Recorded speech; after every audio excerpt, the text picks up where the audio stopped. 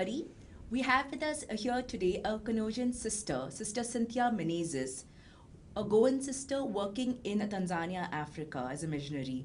Welcome to the CCR TV studio, dear sister. Thank you. Well, tell us something about yourself.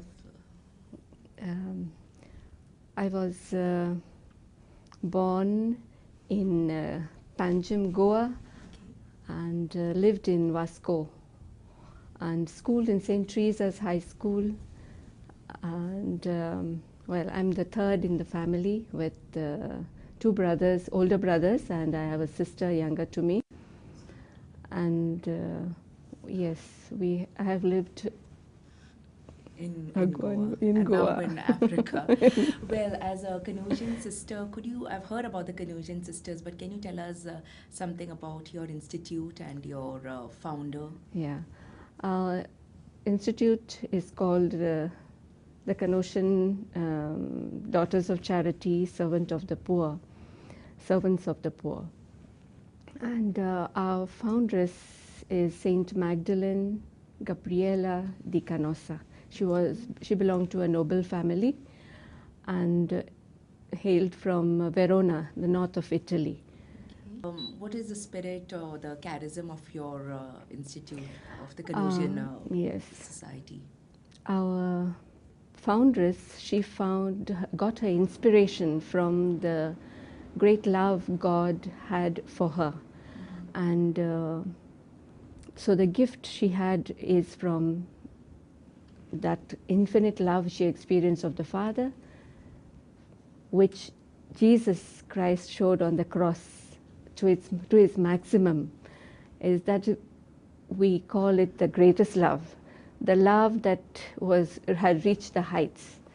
No other way he could have shown such a great love. So Saint Magdalene wanted us to be instilled with that love of the crucified, and like the mother of Jesus, who stood by the cross undaunted in spite of his great suffering, she wanted us to imitate his mother in trying to follow Jesus crucified. Okay, yes. And this love that Saint Magdalene had for Jesus, you also seem to have the same love, and that's what made you choose the society. Because there are many religious orders. What made you choose the Canossian sisters? Yes, well, I didn't know the Canossian sisters at all in the beginning. Okay. It was around 11 or 12 years old that I began to feel that I wanted to join the religious life. I was still in school, and I'm grateful to the presentation nuns also, because they kind of made us think and make a decision for our life. So we had gone for a retreat to Old Goa, and that's when we were kind of committed ourselves by writing what we would like to be in the future. So I wrote I would like to be a religious, and later on we were called for a meeting. We were called for a camp, a vocation camp, and well, there it was during this vocation camp that they called sisters from so many congregations. I still remember, I think they were around 23, and I just looked at everybody and I didn't know whom I was going to, each one was sharing about their own spirit and charism. Everything looked rosy. Yes. But I kind of clicked. I kind of had an attraction to the Canossians, because while I was sitting at table with them, I came to know more about them. I had a dream.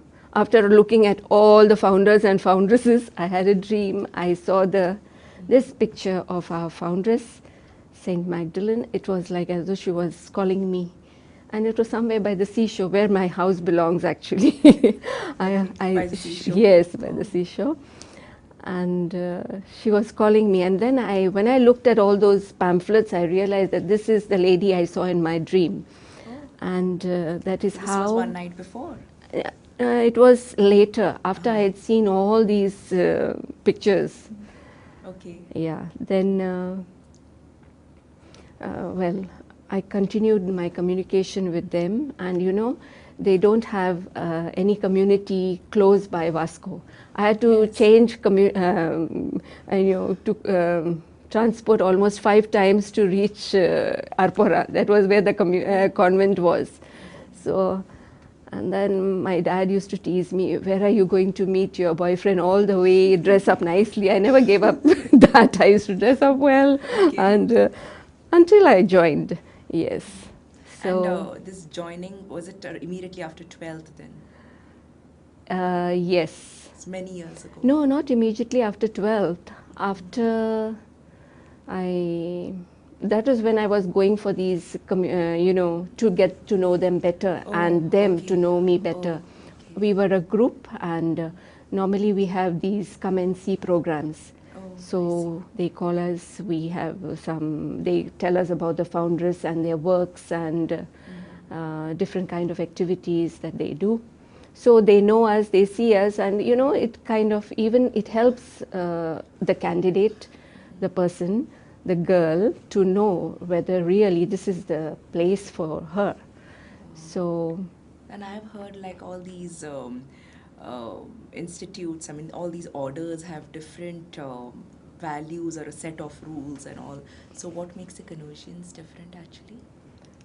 Well, each institute has their own rules and regulations. And so what is unique about the Canossians as such? Well, following Christ crucified and imitating him. That's and Our Lady of Sorrows. This is what we have. That is where our charism is different. That's the gift. Our institute is different from that. From another, because of this gift of the Holy Spirit, which our founders. Okay, interesting. And this gift and this love that you have for the society has just taken you right from Goa all the way to Tanzania, Africa. So could you tell us what exactly do you do there as a missionary? Okay. Right? Yes, maybe I could start from the time I made my first vows. Sure, in 1990, I made my first vows. I remained 2 years to serve in the convent where I was trained to be a sister. I looked after this because I should mention, I'm a nurse by profession. I forgot to. So from one sister to the other sister. Yes, I did my training after my 12th in Bombay in KEM hospital. I stayed there 4 years. After which I went for an experience with the Canossian sisters, and I said this is what I should be doing. I worked with the leprosy patients, and after that, when you make your first vows, you are given a kind of mission, and that was where I remained 2 years in that same community.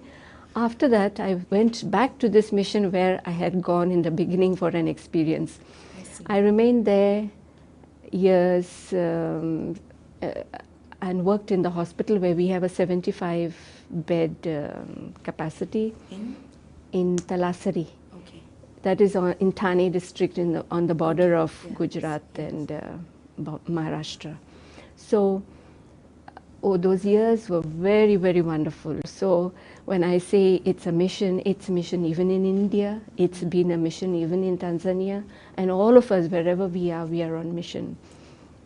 So from there I went to Zaroli again, that is on the other side of the border, so it is in Gujarat, border of Gujarat. I spent 2 years there in a dispensary. It was quite small, but I was alone, no doctors, and even I had 2 girls helping me who were not nurses, so they would run away looking at the blood, they would run away. So I had to train them, I had to give them medicines, teach them everything. They were 10 standard failures actually, so we were trying to get them back by giving them some tuitions in the evening, so they were helping me. But that experience gave me a lot of confidence and to put my trust in our Lord, because He is the healer. And He is the one who showed me really that He is the one. We may give the medicine, we may give the care, but it is Him who really cures. Yeah. And late, yeah. So from there, I made my final vows in '96, and later on, I carried on my mission again there. In '99, as I had just expressed, that I feel that I am called to offer total availability to the institute and to whatever they would need, wherever they would need me. So I went to Italy. And stayed there a year and 3 months. I learned the language there. By the way, wherever you go, you have to learn a new language. So when it's a mission, you have to be ready to take up and to give up so many things. But it's a challenge, well accepted when you love adventure. The adventure is to see how God is working with you. That is the great adventure. And so I went to Italy there, and I learned about our foundress, a deeper study in her spirit and charism. She was a dynamic woman who really tried in all ways to prevent evil. So it was in the time of war that she saw that the young girls were there on the streets. She found new ways of getting them and taking care of them, instructing them, teaching them catechism. She even revised the catechism actually so that it becomes relevant to them. And from Italy is where I was really given the assignment, the mandate to go to Tanzania. In which year, sister? I went to Tanzania in 2000. It was the year our sister Bakita, an African sister, was canonized. Yes, You've heard of her? Yes. So she was in Sudan. She was, that she was bought and sold many times as a slave. And she finally reached Italy. And she lived all her life later in Italy. Bakita is loved by everyone, not only the Africans. So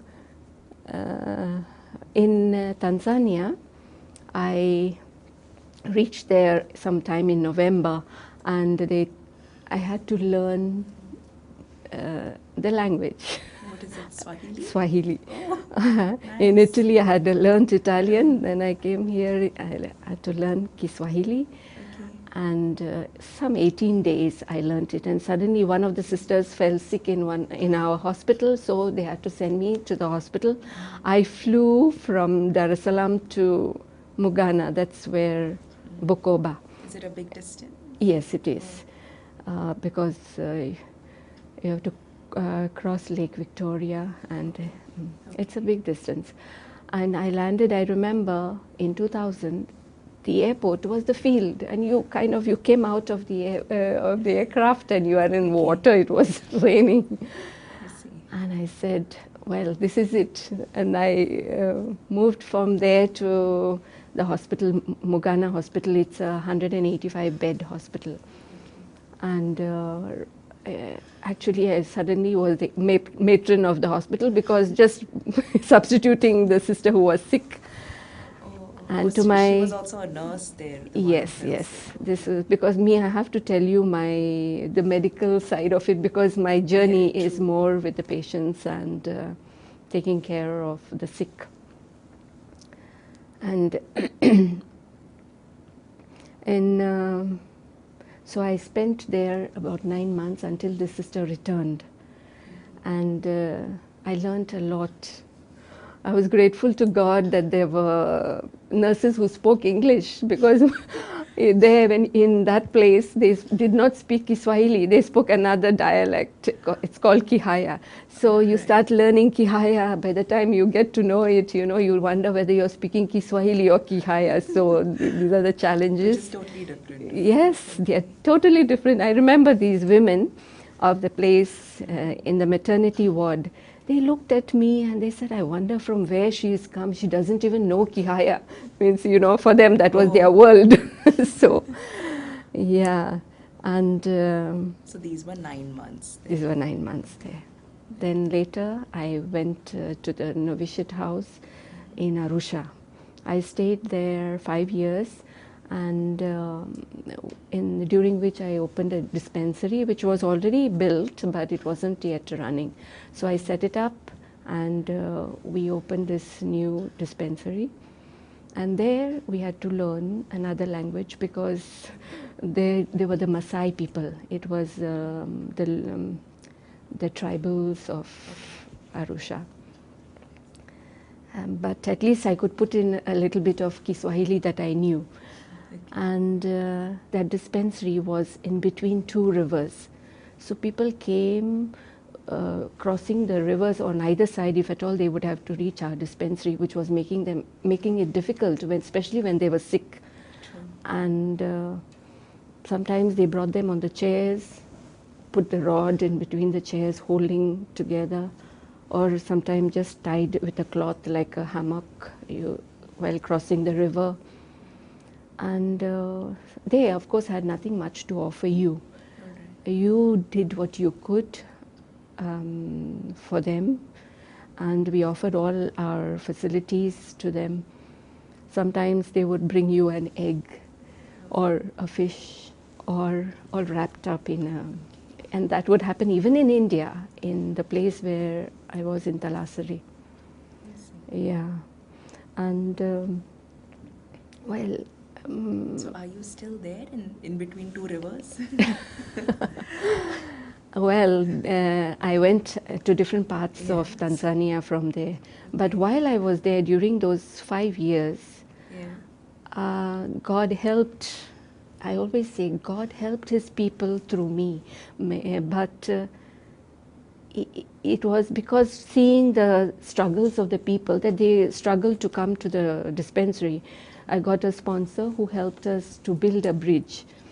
So it was a small bridge, but at least they could walk through without danger, walk through safely. There was another place where there were just two rails where the tram would pass, and the people, when they are sick, one on this rail and one on the other side, they would be holding each other and walking across, and it was very deep. And the river below. And the river with rocks down below, and very dangerous. There I got somebody else who came forward to build a bridge. Nice. And later on one Indian, one Mr. Patel also, who helped me build another bridge. So it's like about 3 or 4 bridges that came along one side. The other side was too deep, and I didn't try that. But it was all for the people. Until today, I always tell the Lord, if it is for your people, if you want me to do something, let me be your channel. Allow me to work out. I'm ready for whatever. Beautiful, sister. And when the heart is pure, God always answers prayers. And God answers them. I'm inquisitive to know, are you still there in that same Yes, place? I came back because from there I went to Dar es Salaam for 1 year, and from there I went to Mwanza, on the opposite side of Lake Victoria now, not the Bukoba side. The bridge. Yes. Okay. There was no bridge. Oh. This is the Lake Victoria. It's a very large lake. It takes you like all night to travel by ship. Oh. Yeah. Okay. And I stayed there 6 years in Mwanza. Okay. And there again I was running another facility. And with all kind of work. So there we had a bigger team and many people were coming to the place. From there I went back now to that first place that I had gone to, Bukoba, in Mugana Hospital. And I again was the matron for 2 years, and the 3rd year I was the administrator of the hospital. And after that I came back to this place in Arusha. So it's, yes, after 10 years I came back to Arusha. When did you first step into Africa, you said? In 2000. And now it is 18. It's almost 18 years that I'm in Tanzania. Oh. Yes. Okay. And are there a lot of Canusian houses then in Africa? Yes, we have...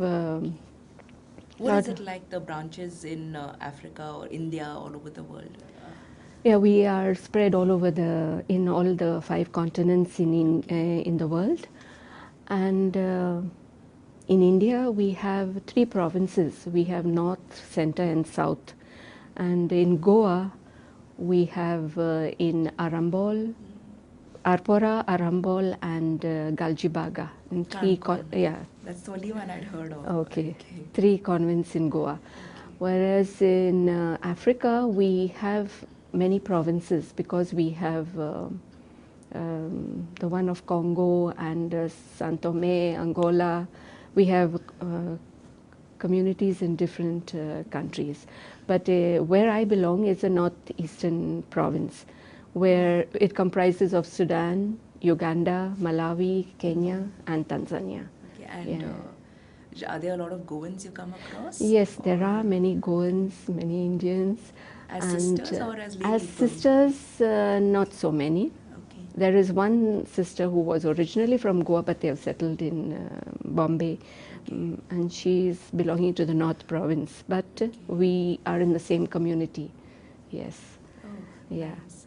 And as a sister, as your work, your missionary work, I heard a lot about it. Tell us something about off the vacation. What are your hobbies like? What do you do besides helping people and serving others? What are your personal hobbies, sister?